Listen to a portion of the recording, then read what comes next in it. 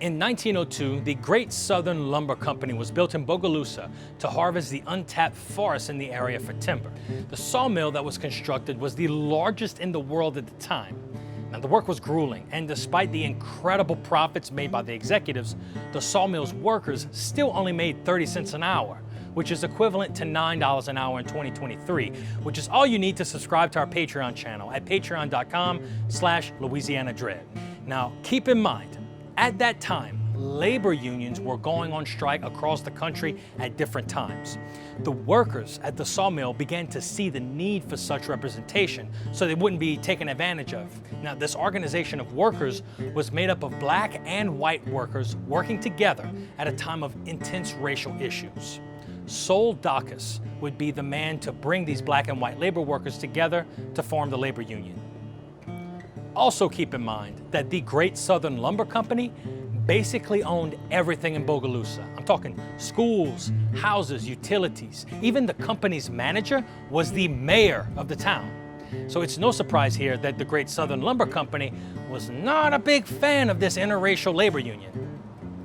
The Central Trades Assembly would ask the sawmill for formal recognition in September of 1919.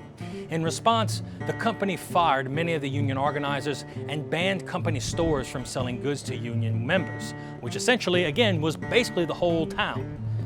The workers went on strike, and the lumber company unleashed its private army of white supremacists, and they would bring in black strikebreakers from New Orleans. This would become the largest private army in Louisiana.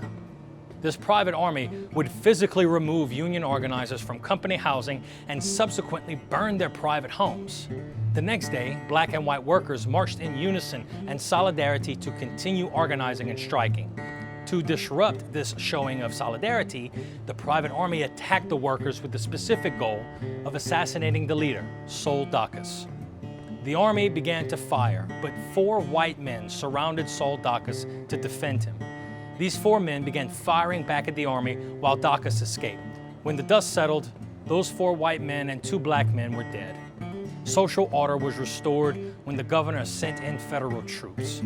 In the months following, the interracial labor unions fizzled out. One historian wrote of this event, saying, and I quote, "The gun battle in Bogalusa, when white union men took up arms and gave their lives to defend their black comrade, represents the most dramatic display of interracial labor solidarity in the Deep South during the first half of the 20th century.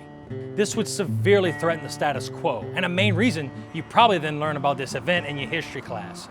Now, we couldn't bring you this information without your support on Patreon, and we'd like to thank all of you who have already contributed and encourage anyone watching this video right now to consider becoming a patron at patreon.com/LouisianaDread.